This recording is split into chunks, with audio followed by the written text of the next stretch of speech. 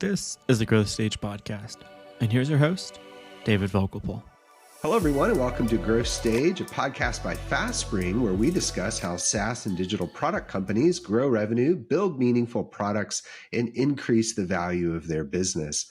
I'm David Vogelpohl. I support the digital product community as part of my role with FastSpring, and I love to bring the best of the community to you here on the Growth Stage podcast. Today's episode, we're going to be talking about marketing your video game outside of game marketplaces and app stores. And joining us for that conversation is someone who knows quite a bit about that. I'd like to welcome to Growth Stage of Skillshot and Ghost Gaming, Mr. Todd Harris. Todd, welcome to Growth Stage. Thanks, David. It's good to be here with you. Awesome. We're so happy to have you here. And for those listening and watching, what we're going to talk to Todd about today are his thoughts on why marketplaces can be a difficult place to actually attract new players, and what are some alternative strategies that you can employ, including leveraging influencers, advertising, and other aspects of marketing outside of game marketplaces. So Todd, I'd like to kick off the interview by asking you first, what was the first video game you ever paid for? Not played, but actually paid for with your own money. Wow. The first game I paid for was an obscure title. I suspect listeners may not be familiar with it. Temple of Apshai, which if you were an old school Dungeons and Dragons pen and paper role player like myself, Temple of Apshai was an early implementation of a dungeon crawler that was on the TRS-80, and I bought it for the IBM personal computer. This would be early 80s. So fairly old school gamer, paid for that. I have to mention another game, maybe even more satisfying, because I got a box copy that I didn't pay for. Byte Magazine. When I was a teenager, I wrote to Byte Magazine and said, hey, I'll do video game reviews for you. If you send me the game, you don't have to pay me.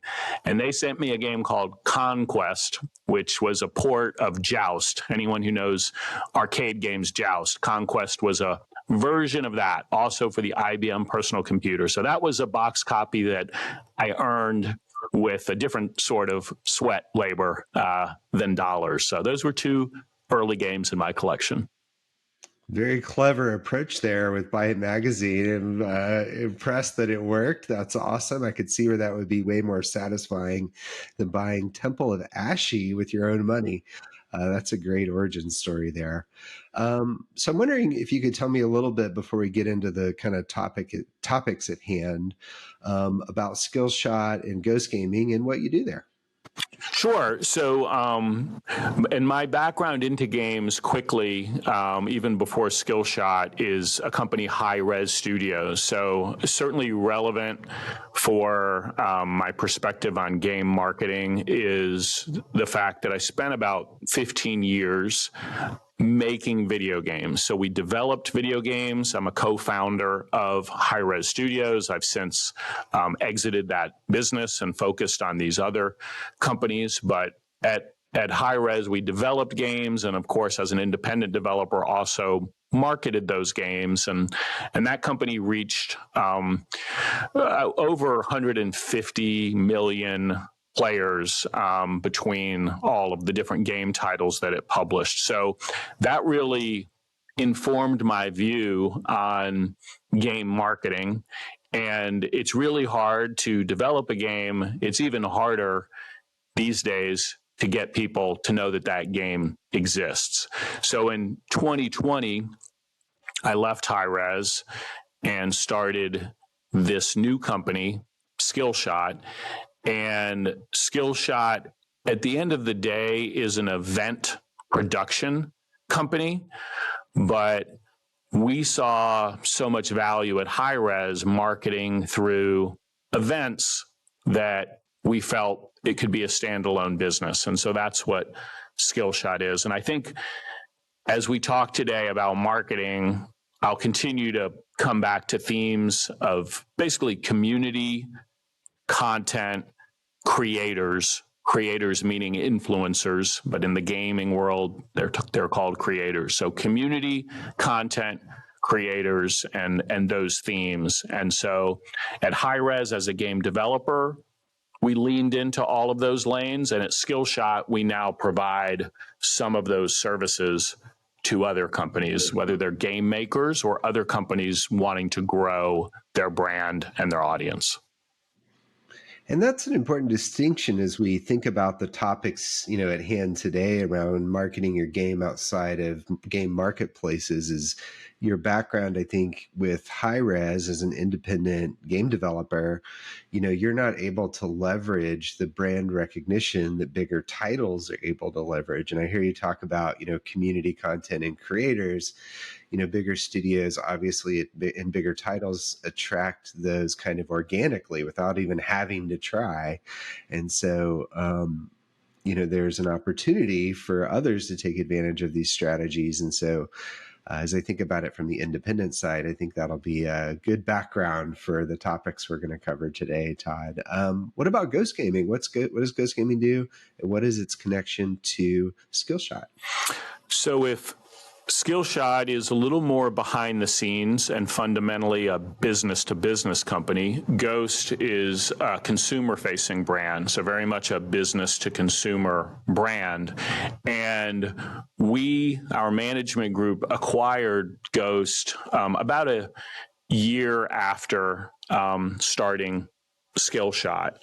And Ghost originally was esports brand built in Los Angeles.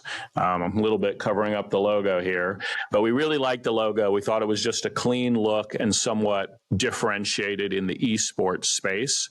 And since acquiring it, we've really invested in creators. So we continue to have teams that play on behalf of Ghost and try to win gaming tournaments. That's the esports side. They're professional players who play to win. But we also now have a large roster of creators who are leaning into gaming to entertain. They're very good. They're better than you and I, and they're better than 90% of the population, but not 99%. So they're live streaming, they're creating content on platforms like YouTube and Twitch and TikTok. And so Ghost really is a gaming lifestyle brand, and it often works with our clients in conjunction with Skillshot. So Skillshot can run a great event. Ghost brings in the eyeballs and an additional set of relevant, authentic content because it's coming from creators in very popular games. So they're both sibling companies under one hold co, which I manage. Okay, so that's a good complementary offering then for Skillshot. I could see why you would be attracted to that opportunity when it first emerged, and then evolving it to include creators and leverage that between the two makes a lot of sense. Have you seen companies, smaller studios have success with creating their own creators? It sounds like you kind of did that a bit through acquisition and modifying the strategy of ghost gaming a little bit, but is that a common strategy you think can be successful for smaller studios, like inventing their own creator roster? Certainly so. So I think that I would advise any studio in the very early days to focus on community first. So as I say, there's community, there's content, there are creators. It all really starts with community. And before reaching out to an external company, and I'd love for them to reach out to us at Skillshot and Ghost, but that's a second phase. The first phase is focusing on your own community. And from that community, it often births organic content creators because they're passionate about this game, the game genre, or the art style, or the development team. Something resonates with them, and they think, I'm going to support these folks, and maybe I'm going to earn some money for myself as a creator. And so definitely encourage studios to grow those homegrown creators, even if they're small, even if they're micro influencers, because every community needs those leaders, even if your community is small. And so very specifically, we recommend if you're working on a game, as early as possible, certainly establish a community on Discord, right? That is a platform that is endemic to gaming, and that, unlike some other platforms where the algorithms shift and you might lose the ability to directly talk to the community that you've built, you just never know. Discord, at least for now, it's your virtual server, it's your community. You can have an ongoing conversation with them. It's not algorithmic driven. So start a Discord community as early as possible.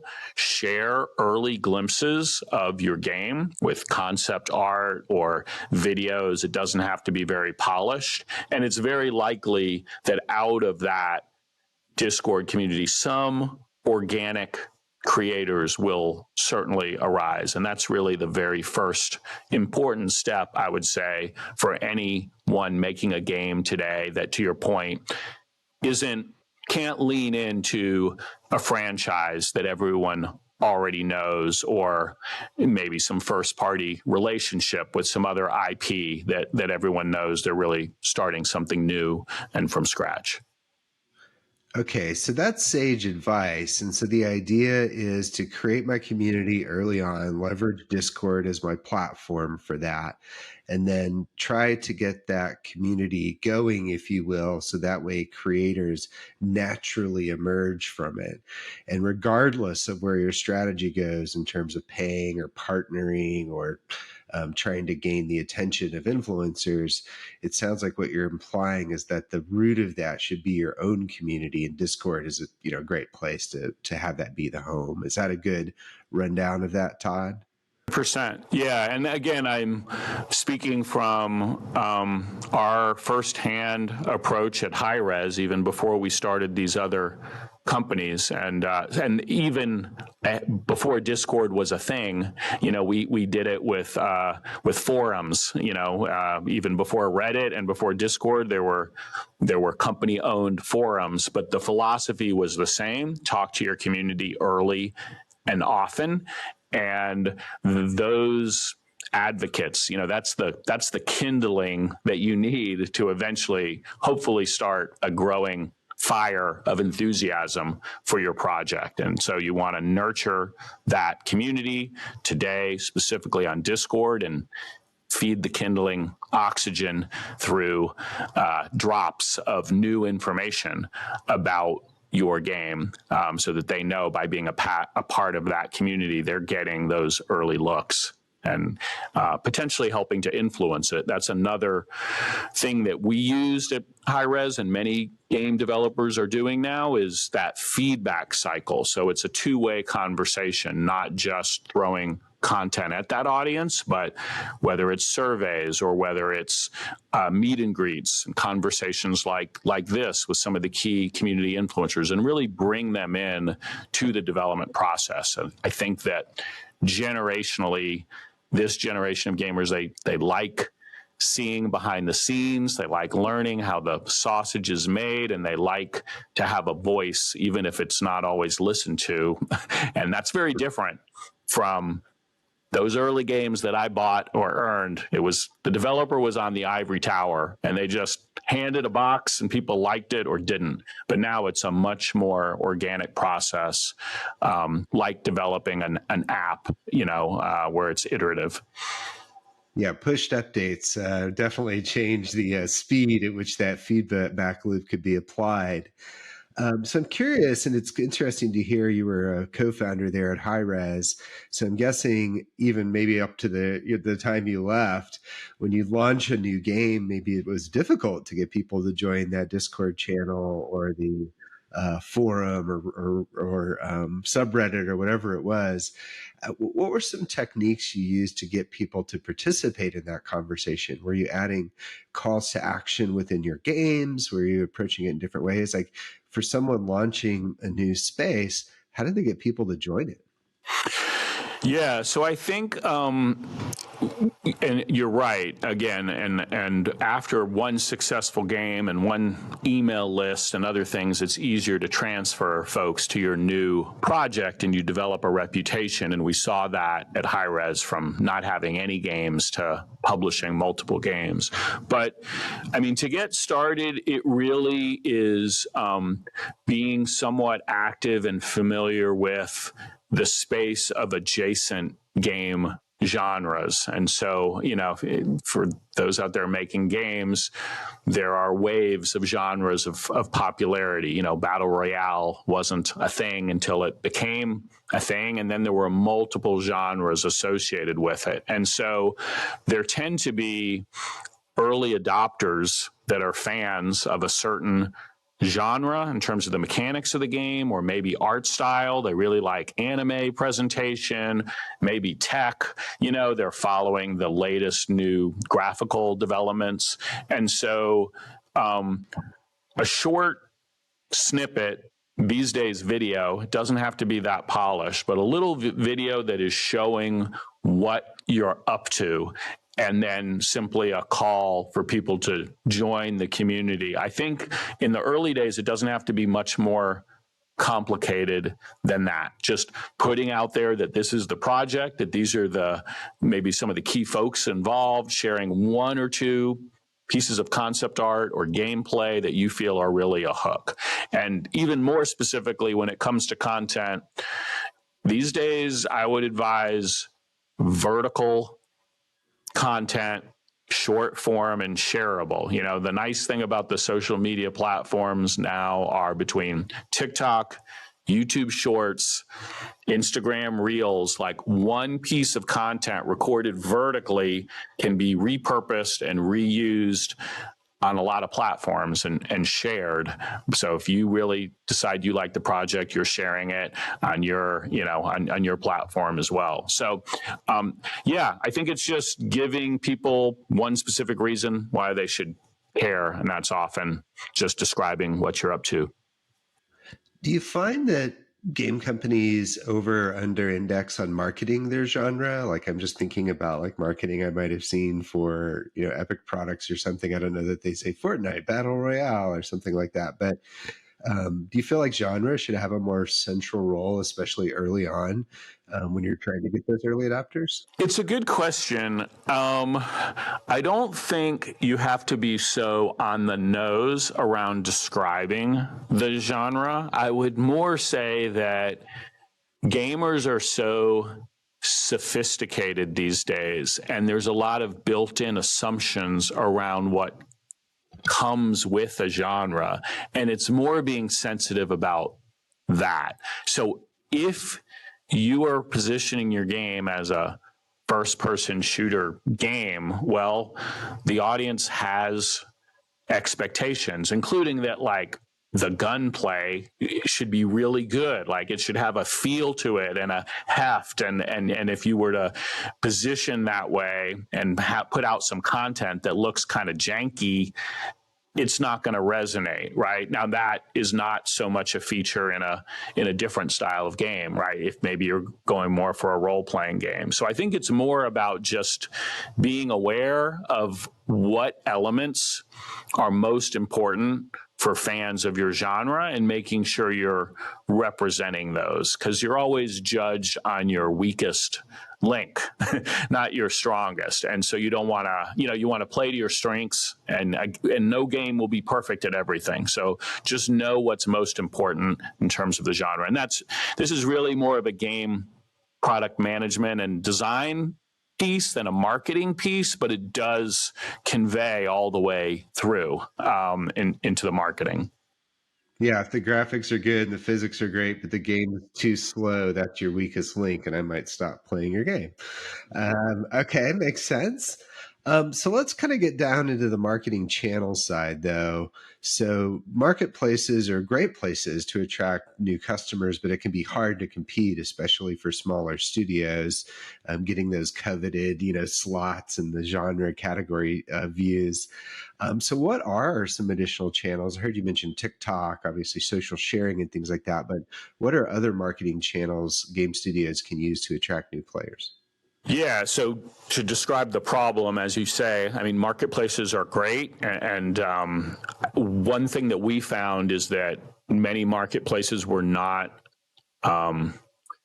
they were not cannibalistic with our own direct-to-consumer channels. They were actually aggregate helpful, right? And so very specifically, a lot of our games, particularly early on at Hi-Rez, were on Steam, which is a great marketplace. But at this point, you know, if you look last year, I think it was 38 titles a day just on that platform. So it's easy to get lost. And the way that algorithm works is the more popular your game is, the more you get placed on the front center. And so it's hard to get things going. So again, I would encourage folks to look at those marketplaces, but not necessarily rely on them, certainly for discovery. And so community is first. So you've got a Discord channel now you want to amplify. So it starts with good content. So, you know, even before worrying about TikTok or am I going to pay for Facebook ads or that sort of thing, you are going to want to put out content related to your game and see organically what resonates with people, right? Content these days is shared. So what do you have in terms of a gameplay video or an announcement or a creator talking about it that actually is resonating with people and getting engagement? And then, because again, the gaming audience is just very content hungry, insatiable appetite. And then you can, and we've effectively amplified that on platforms like Facebook. I mean, Facebook, people talk about the aging audience, and that's true. I encourage Facebook just because the targeting is so good. It's just a great way to get data on, again, like how much is our content really resonating, because it's so exact. We can target players of this other particular game in this genre or in this one particular geography. And so it's it might turn out to be a good performance marketing tool for you, where you can, in fact, acquire customers at a lower price than the long-term value, which is the goal.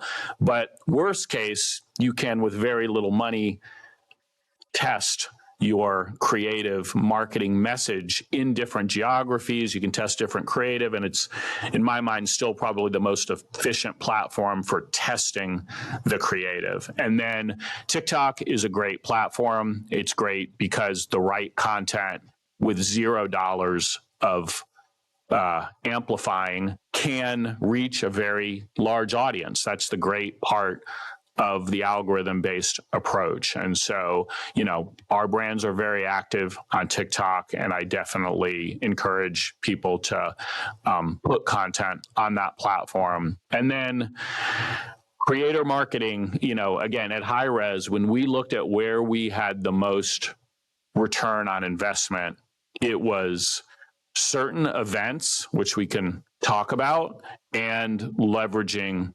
influencers. Back then, specifically, it was YouTube and Twitch influencers. Now, the mix has gotten a little more complex, but that is where we saw the biggest return on investment.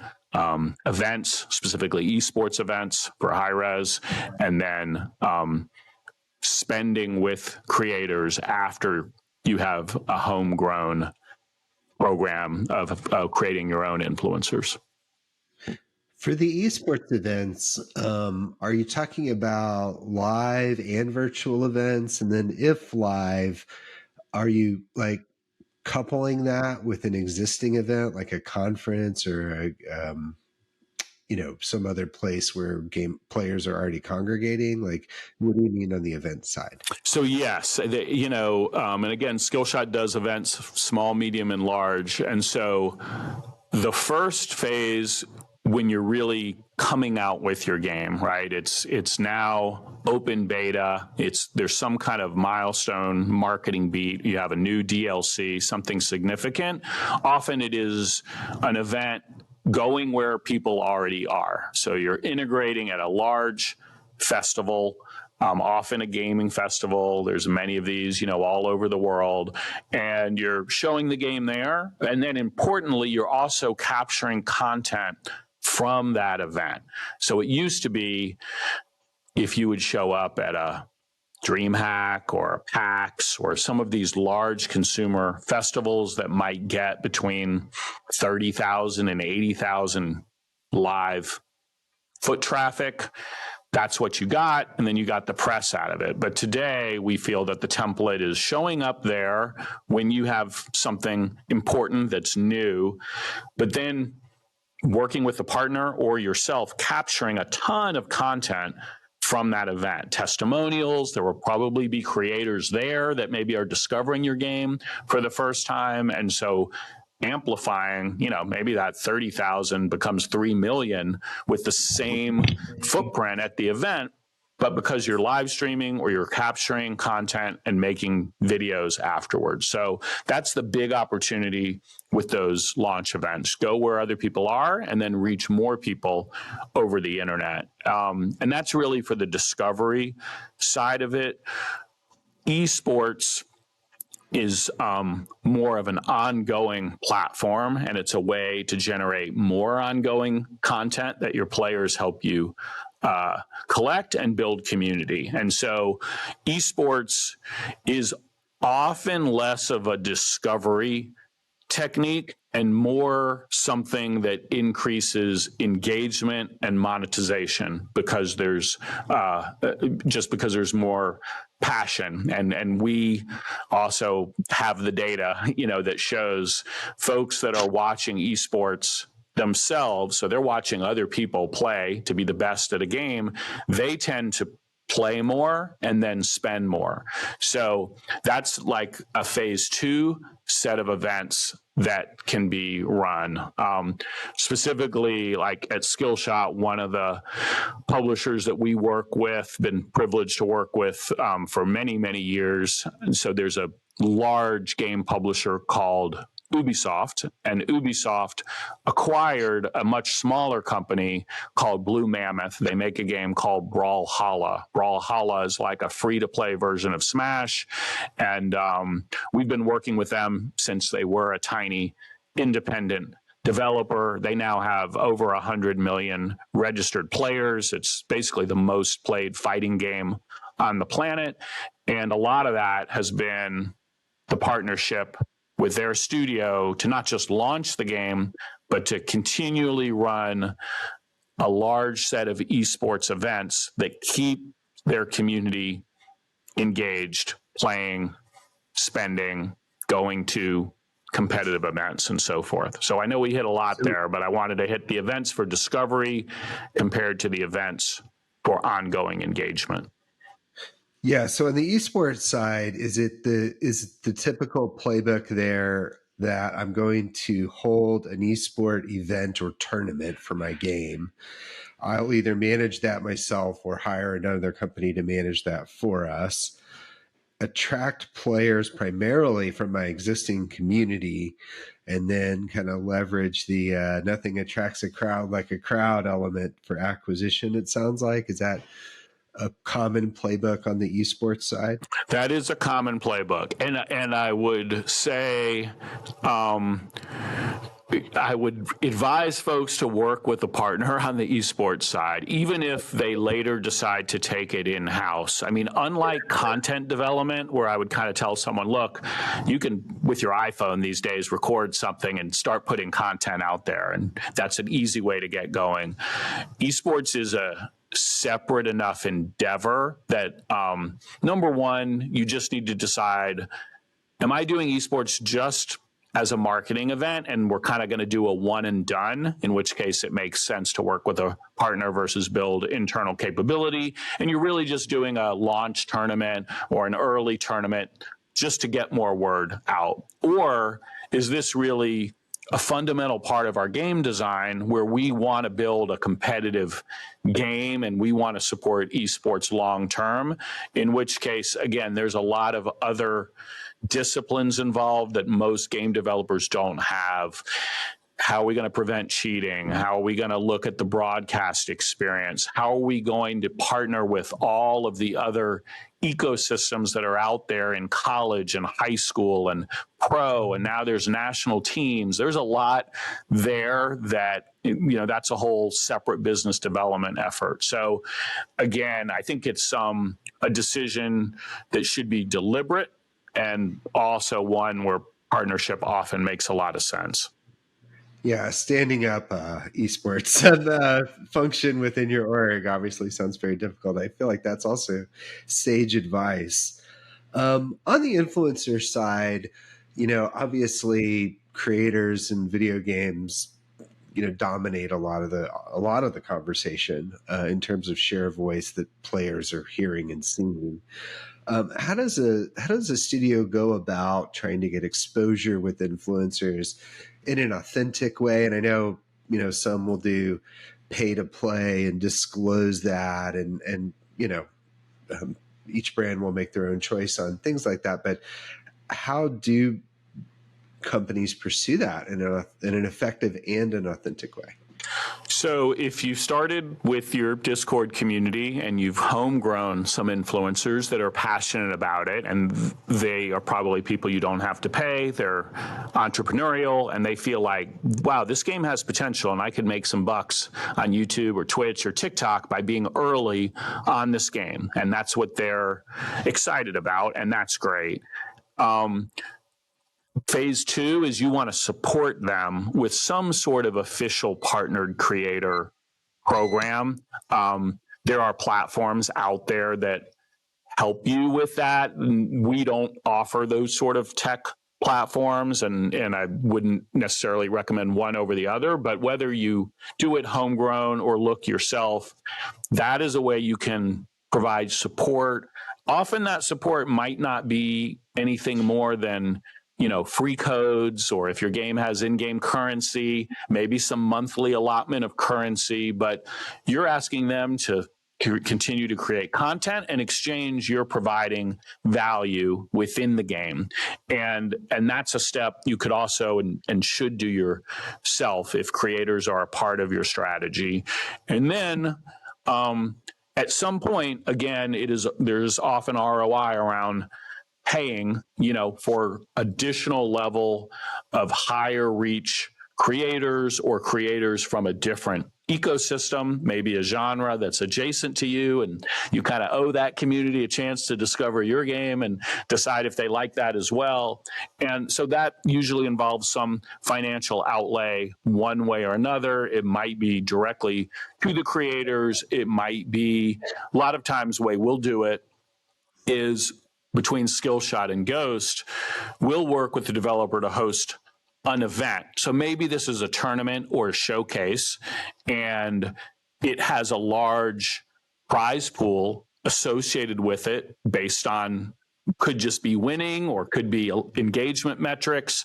But in that way, a lot of the funding is the prize pool. The creators aren't being directly paid, but it's interesting enough for them as an opportunity that they participate. And so rather than paying directly, it's there's an incentive there that the developer is helping to underwrite. And for some companies, they like that approach, better than directly paying an agency or a creator network. Both approaches can work. We've done both effectively.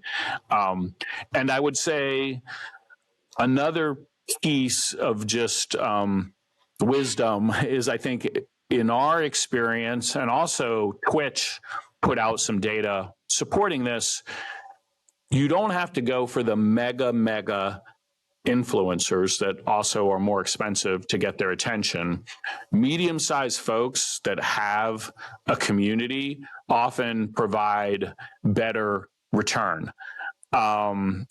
Just when you look at the amount spent and then the percentage of the community that is actually engaged with the new game. So oftentimes supporting a larger number of mid-sized folks versus a one and done with the top person is a better strategy. It's also more likely that those mid-sized folks may adopt your game from that point on because they like it and their community likes it. If you're at the very top of Twitch, and it's a great place to be because you're in demand and you get a lot of paid gigs, and so you tend to go where the ongoing money is versus a campaign that engages mid-level folks and they decide, oh, I'm going to add this in to my weekly stream and do it one night a week or two nights a week. So another thought there. I like how you pointed out that you need to consider the entrepreneurial aspect of the influencer, even if you're not paying them for their, for a spot within their audience, their whatever they're publishing. And so it makes me think, like you talked about, providing the mechanisms to support them, like codes or in-game currency, so they can play your game and demo the aspects they might be including in the content that they're creating. What are your thoughts on like relationship management? I mean, is that an in-house function a lot of times, or how should studios think about having relationships with those influencers? It's a great question. So again, this Discord first approach, there typically is a community manager who's having a relationship with, 100, then maybe 1,000 or 10,000, folks on Reddit and on Discord. So that is a role that is very important, may not be a full-time role, full-time position. And then often studios will utilize that same person in the early days, but then potentially add a creator relations manager, if it becomes a big enough piece of their strategy. And so it is an important role. Right, because you're going to let them know early on about releases or DLCs or things like that. That's right. It really is, the PR listeners may not like this, but my truth telling would say, the old role of PR and talking to the gaming media used to be magazines and now websites. The creators are more important and have higher reach these days and higher relevancy to consumers around where they're going to get their games. And so creator management, community management, more important than press relations for anyone that's just actually looking at growth. So yeah, it's a similar sort of function though, just a little less buttoned up, a little less corporate speak, a little more real and authentic.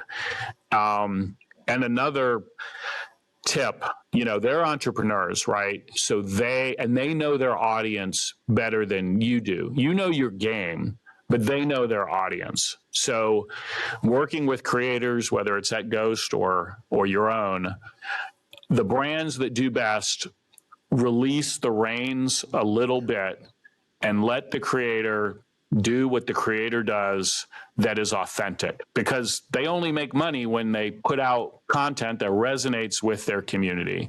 And brands that hold things too tightly, the message is gonna look sponsored, like a canned read. The audience is gonna know it.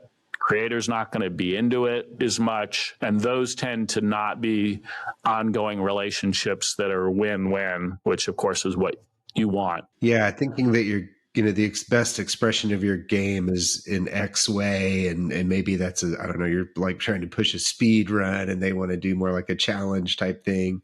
I could see where forcing that could produce very unauthentic content. Well, Todd, this was very informative. I really appreciate you joining us today and sharing your thoughts here. Awesome. Well, hopefully it's helpful. As a independent game developer in the past, I'm rooting for everyone who's working hard. It's very hard to make a good game, even harder to get people to discover your game, and certainly appreciated sharing the tips. If I can give a parting call to action for folks, just if you're interested in these topics, you can follow me. I'm Todd Allen Harris, mainly on LinkedIn and Twitter. And that's myself as well as these companies, anyone that wants some help or a partner in helping their games get discovered. Would love to have that conversation. Excellent. Well, thanks, Todd. Really appreciate it again. If you'd like to learn even more about what Todd's up to, you can also visit Skillshot.com. Thanks, everyone, for joining us on the Growth Stage podcast. If you'd like to learn about how FastSpring can help your digital product business grow, check out FastSpring.com. Thanks, everybody, and enjoy the rest of your day.